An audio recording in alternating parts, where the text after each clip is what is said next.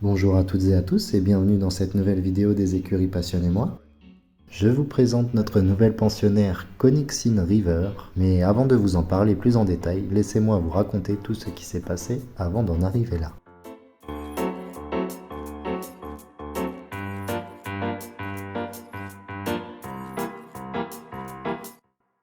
Précédemment, j'avais évoqué une vidéo de présentation de la chaîne.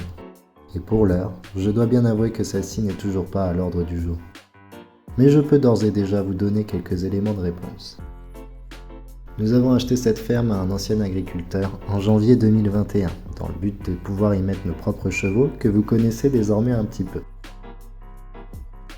Nous n'avons pas pour projet de faire de centre équestre à proprement parler, mais il est sûr que nous aimerions avoir une activité autour du cheval, d'autant que le lieu s'y prête bien. En fait, l'ancien propriétaire avait également des chevaux, ce qui fait que nous ne partons pas complètement de zéro. Nous avons 8 box ainsi que quelques prés qui nous ont été laissés dans leur jus.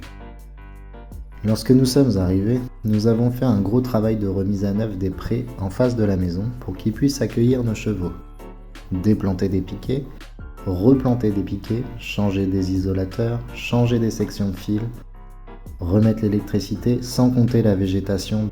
Bref, ces 2 enclos nous ont déjà donné pas mal de boulot. Il faut tout de même savoir que pour pouvoir pâturer à l'année, un minimum de 1 hectare par cheval est nécessaire. Cela évite aussi que le parc ne se transforme en champ de bataille. Et comme vous pouvez le voir, ce n'est pas le cas ici. Donc pour plus de confort et dans l'optique de pouvoir proposer de la pension aux besoins, nous avons décidé de les agrandir pour qu'ils fassent plus ou moins 1 hectare chacun. Et c'est là que les premiers ennuis commencent.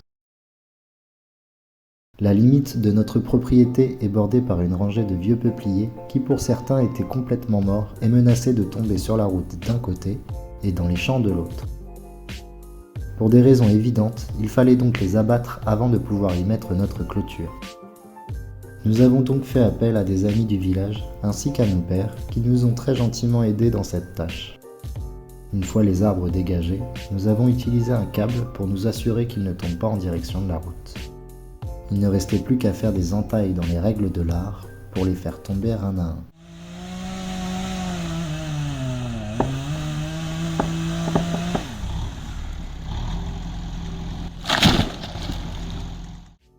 Cette opération nous aura pris la matinée à 6 personnes et aura coûté la vie à ma pauvre petite tronçonneuse. Et d'une tronçonneuse, nous allions encore en avoir besoin, car une fois les arbres par terre, il fallait encore les débiter, les fendre, les transporter et les empiler au sec. Ce qui cette fois-ci m'a occupé tous les week-ends pendant plus d'1 mois, malgré l'aide de mon père et quelques missions nocturnes en rentrant du travail. Nous en avons également profité pour créer de petits obstacles de crosse avec le bois que nous avions coupé.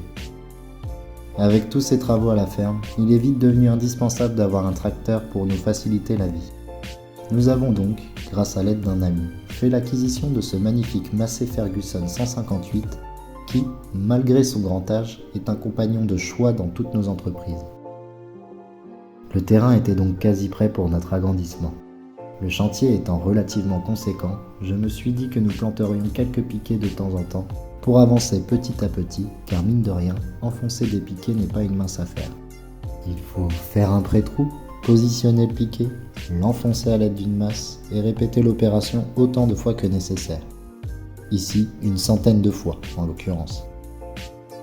Alors il existe bien un certain nombre d'outils pour tracteurs qui auraient pu nous faciliter la vie, mais ce matériel est coûteux et notre budget limité.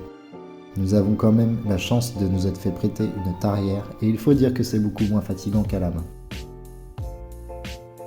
Salomé a donc pris le relais de faire les pré-trous et a même commencé à enfoncer des piquets à la masse. Mais un événement inattendu allait encore perturber notre organisation. Vous vous souvenez quand je vous disais que l'ancien propriétaire avait des chevaux ? En fait, il était aussi copropriétaire d'une pure sang de course qu'il a vendue peu de temps après que nous achetions la maison. Et il s'est trouvé que son nouveau propriétaire nous a demandé si nous pouvions la prendre en pension. Et bien sûr, nous avons accepté. Il nous fallait donc mettre le turbo et finir au moins un enclos avant son arrivée la semaine d'après. Nous avons donc appelé le père de Salomé en renfort et en un week-end, c'était reparti pour un tour. Déplanter des piquets, replanter des piquets, changer des isolateurs, changer des sections de fil, etc., etc.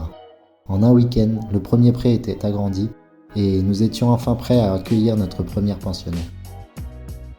Connie est une jolie pur sang bébrun d'environ 1,80 m qui n'a pas eu une vie très heureuse.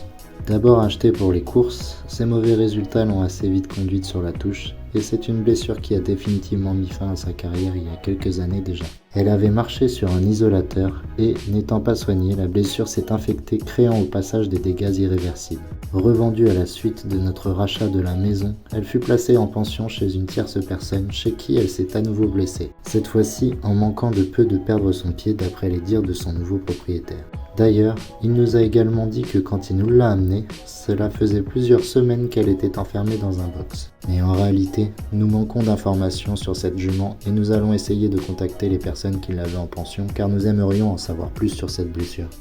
À l'heure où nous sortons cette vidéo, elle vient de voir le maréchal et doit voir le veto dans la foulée, qui a également quelques infos sur elle. L'objectif étant de savoir si Salomé peut la monter et éventuellement la travailler un peu. Après avoir passé tout ce temps au box, on peut comprendre sa joie au moment de retrouver la liberté. D'ailleurs, en parlant de joie, Clara et Doudou sont enfin en colocation et s'entendent à merveille.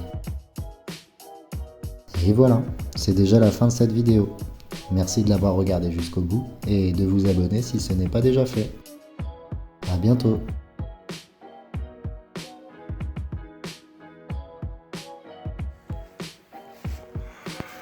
Donc aujourd'hui, le 26 novembre,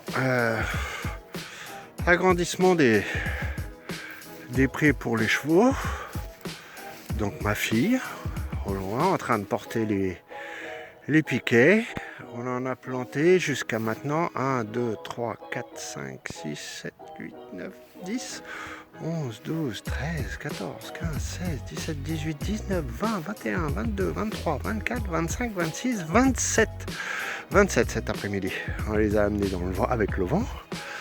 La chienne, je sais pas où elle est. Voilà, je suis appelé. Allez, à bientôt.